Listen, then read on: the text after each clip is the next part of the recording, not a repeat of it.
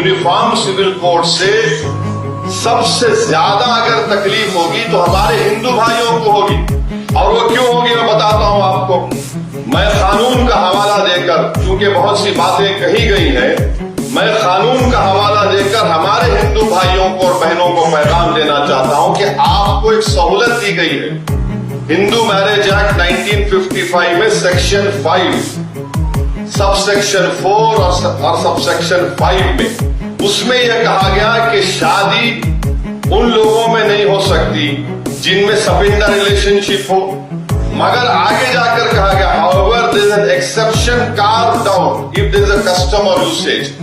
यानी आप माने अगर आपके हिंदू भाइयों में है कि अगर उनके वालिद के 7 नस्लों में और माँ की तरफ से 5 नस्लों में कोई रिश्तेदार है तो शादी नहीं होगी, मगर उसका एक्सेप्शन दे दिया, यानी उसका एक्सेप्शन उनको दे दिए। अब आप ये एक्सेप्शन खो देंगे, क्योंकि जब यूनिफॉर्म सिविल कोड अगर आएगा तो एक्सेप्शन कैसा मिलेगा आपको? अगर आपका कस्टम है तो फिर मेरा भी कस्टम है, याद रखिए आप। तो यकसानियत कैसा होगा? अगर पैदा करना है तो कैसा होगा? ये आपका नुकसान होगा। दूसरा सेक्शन 7 है ceremonies of Hindu marriage act का, कि आप अपनी शादी अपने कस्टमरी राइट्स के तहत, यानी आपके जो रिवायती है उसके तहत आप करें। यूसीसी आएगा तो सेक्शन 7 चला जाएगा। सेक्शन 29 सेविंग्स का क्लॉज है, वो चला जाएगा।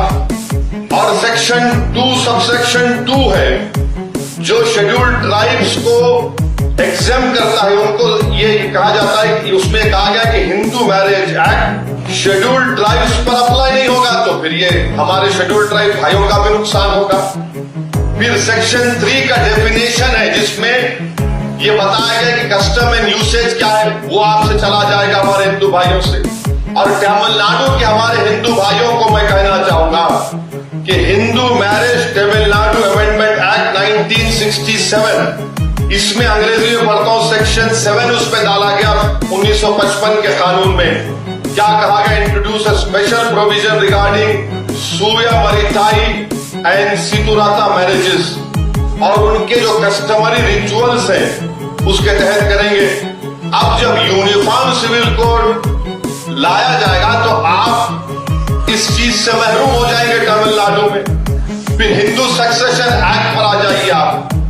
हिंदू सक्सेशन एक्ट ये कहता है कि सेक्शन 5 ये देखिए, सेक्शन 5 आप लूज कर देंगे।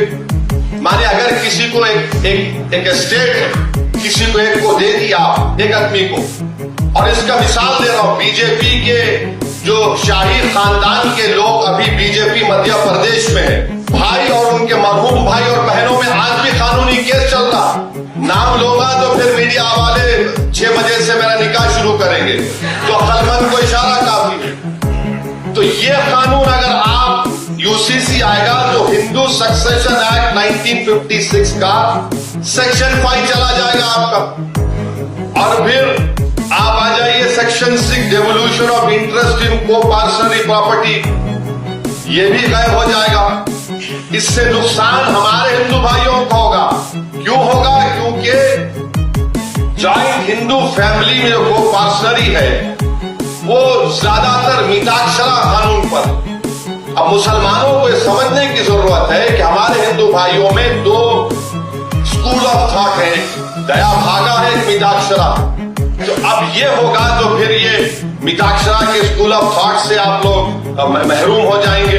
और फिर हिंदू अनडिवाइडेड फैमिली, यानी अगर कोई हमारे हिंदू भाई को सहूलत दी गई है सिवाय सिर्फ हिंदू भाइयों को कि वो अगर कोई बिजनेस शुरू करे, कारोबार, बोले हिंदू अनडिवाइडेड फैमिली में उनको टैक्स से रिबेट मिलता है इनकम टैक्स में। और अगर यूसीसी आएगा तो हमारे हिंदू भाइयों को 2015 का इनकम टैक्स का ये रिकॉर्ड बताता है कि 3062 करोड़ रुपया का उनको टैक्स रिबेट मिला। अब ये कैसा रहेगा फिर यूसीसी में? ये हमारे हिंदू भाइयों को सोचना पड़ेगा। फिर आप आ जाइए सेक्शन 2 है उनका, सबसेक्शन 2 है, सेक्शन 3 है। अच्छा, हिंदू माइनॉरिटी गार्डियनशिप एक्ट है, सेक्शन 6 चला जाएगा, सेक्शन 6 चला जाएगा। हिंदू माइनर के ताल्लुक से, फिर Hindu adoption and maintenance act 1956 है, उसमें एक बात कही गई कि अगर आप किसी को एडॉप्ट करना चाहते हैं, गोद लेना चाहती हैं, तो कानून तो यह है कि आप किसी को गोद लेंगे जो जिससे शादी नहीं हुई। मगर यहां पर हिंदू भाइयों को एक एग्जेम्पशन दिया गया कि अगर आपका कस्टम है कि वहां पर किसी की शादी भी हो जाती तब भी हम उसको गोद ले सकते हैं, ये आप इससे महरूम हो जाएंगे। और 15 साल से ज्यादा भी है, अगर कस्टम है तो आप ले सकते हैं, आप उससे भी महरूम हो जाएंगे। तो ये बात समझने की जरूरत है। और अगर आरएसएस ये समझ रही है कि मुल्ला जी को निशाना बनाएंगे, तो भाई साहब आप हमारे नाम पे किसी और का नुकसान कर रहे हैं आप। और आप ये मत समझिए कि बातें सब नहीं निकलेंगी, आज निकल चुकी हैं, कल भी निकलेंगी।